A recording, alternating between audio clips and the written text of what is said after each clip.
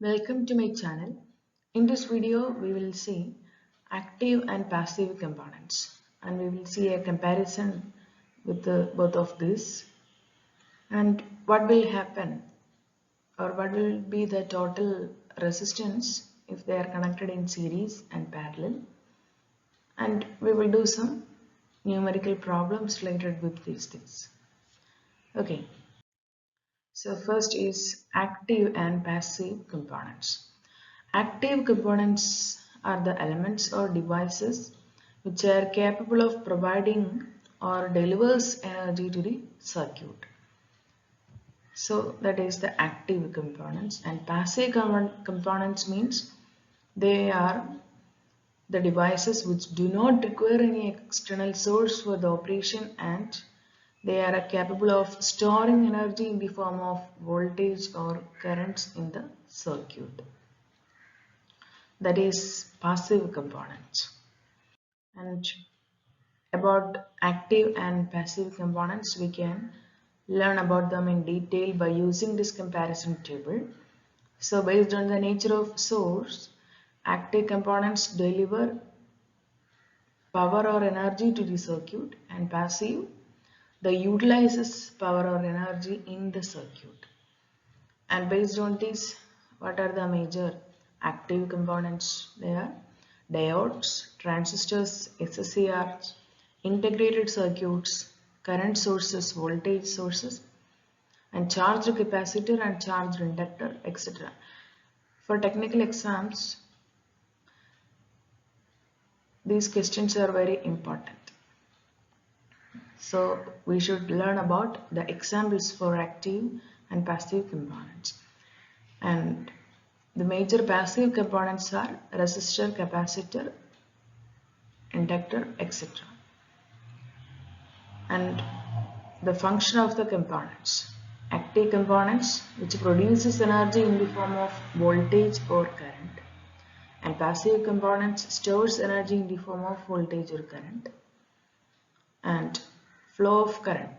Active components can control the flow of current, but passive components cannot control the flow of current. And active components require an external source for the operation, but passive do not require. Active components are the energy donors, passives are the energy acceptors. So we can remember these things about active and passive components. When the resistors are connected in series, what will be the total resistance? Okay, a circuit is said to be connected in series when the same amount of current will flow through the resistors. That means in such circuits, the voltage across each resistor is different. If any circuit get broken, then the entire circuit system will get turned off. Okay, here you can see one more resistors are connected in series. Then current flowing through these resistors are the same, but the potential difference occurs R1 is not equal to R2, which is not equal to R1 if R1, R2 up to Rn are not same. Okay, but the current will be same for a series circuit, but voltage or potential difference across each resistors will be different. For the above circuit, total resistance is given by R total is equal to R1 plus R2 plus R3 plus etc. plus up to Rn. So the total resistance of the entire system is the total of individual resistance. Conductance is an important term related with resistance. Conductance is the measure of how easily electrical current can pass through a material. And it is the inverse of electrical resistance, which is represented by 1 by R or capital letter G, and its unit is mho or Siemens, because Conductance is the just reciprocal of resistance. We know that the unit of resistance is ohm. So conductance means its unit is mho, just a reversal of resistance. Or its standard unit is Siemens. We know that resistor R is equal to V by I. So here conductance is equal to I by V. And conductivity is the ability of a material to transfer energy, and this characteristics property is used to describe the electromagnetic properties of materials. Based on the series resistors, we can do a problem. Here, a resistor having an electrical resistance value of 100 ohms, which is connected to another resistor with a resistance value of 200 ohms. The two resistances are connected in series, then what is the total resistance across the system? We know that in this system, a 100 ohm and 200 ohm resistors are connected in series. So we can take R1 as 100 ohm, R2 as 200 ohm. So already we studied that when the resistors are connected in series, then the total resistance across the system will be the sum of the individual resistors. So our total is equal to 100 plus 200, that is 300 ohm. That will be the total resistance across the system. Now let us see what will be the total resistance when they are connected in parallel. Resistors are said to be in parallel if both the terminals of the resistors are connected to each respective terminals of other resistor, and the potential difference across each resistor is same. If n number of resistors are connected in parallel, then the total resistors will be 1 by R total is equal to the sum of 1 by R1 plus 1 by R2 plus etc. plus 1 by Rn. Here you can see that R1, R2, R3 etc. up to Rn resistors are connected in parallel. The potential difference across this terminal is the same for R1, R2 and up to Rn, because each terminals are connected to a single node or a single point. So the potential difference will be same. In our house, every points, light points, fan points and other power points connected in parallel. So this will be the total equivalent resistance when they are connected in parallel. And one more thing is very important about current. Here you can see two resistors R1 and R2 which are connected in series, and I is the current which is flowing from this region. For current in parallel circuit, that will take one more path. Here through this R1 current will be I1 and the rest current will flow through R2, that is I2. So I is equal to I1 plus I2. That is given by here. In the diagram below, the potential difference across the resistor R1 is same as that across the resistor R2, which is equal to the supplied voltage. So voltage across AB will be equal to voltage across R1 and voltage across R2, that is VR1 is equal to VR2. Current flowing through these two resistors is different, and parallel resistor circuits are current dividers. Okay, this point is very important.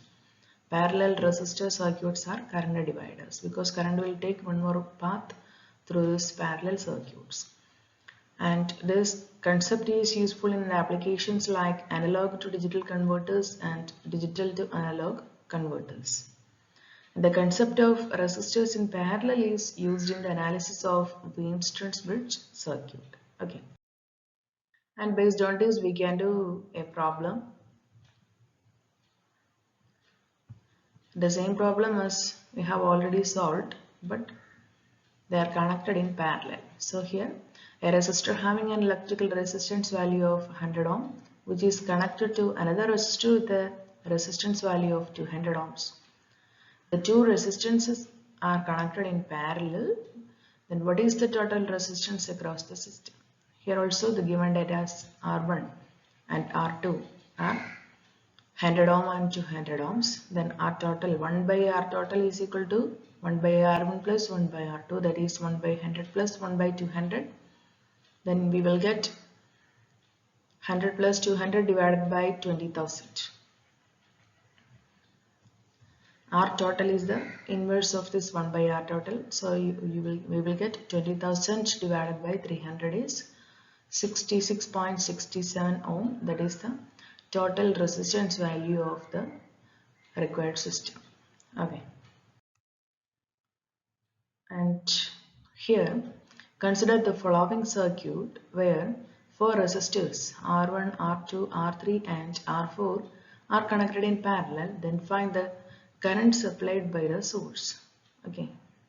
Here you can see a source 24 volt battery supplying electrical power to the circuit, and four resistors R1, R2, R3, their values are R1 is 10 ohm, 20 ohm, 30 ohm and 40 ohm respectively, and they are connected in parallel. We know that for parallel circuits current will take one more path. Here it is you can see four resistors, so current will take four paths. So we can say that I1 is the current flowing through this resistor R1, and I2 is the current flowing through this resistor R2, I3 is the current through this R3, and I4 is the current flowing through the resistor R4. So the total current supplied by the system, the resource I is equal to sum of these individual currents, that is I is equal to I1 plus I2 plus I3 plus I4.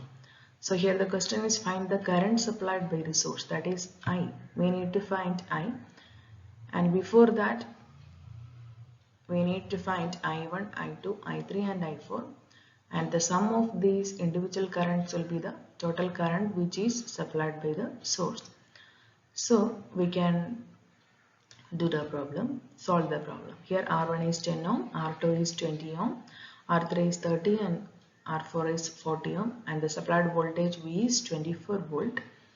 To find the individual currents flowing through to find the total currents, we need to find the individual current flowing through each resistor. So first I1 is the current flowing through the resistor R1. Then according to Ohm's law, we know that I is equal to V divided by R1. Here voltage is same for all resistors. So V is 24 volt and 24 divided by R1 is 10 ohm. So we will get 2.4 ampere is the current that is flowing through the resistor R1. And similarly I2 is the current flowing through the resistor R2. Then we can calculate I2 is equal to V divided by R2. So 24 divided by 20 is equal to 1.2 ampere. And I3 is the current flowing through the resistor R3, and I3 is equal to V divided by R3, and you will get 24 divided by 30, that is 0.8 ampere. And I4 is the current flowing through the resistor R4. So I4 is equal to V divided by R4, and that is 24 divided by 40, that is 0.6 ampere. So these are the four currents. So based on this we can calculate the total current supplied by the circuit, that is I is equal to I1 plus I2 plus I3 plus I4, that is 2.4 plus 1.2 plus 0.8 plus 0.6, that is equal to 5 ampere. This is the 5 ampere is the total current which is flowing through the circuit. Okay. Thank you, and for more videos subscribe my channel, share and like my channel.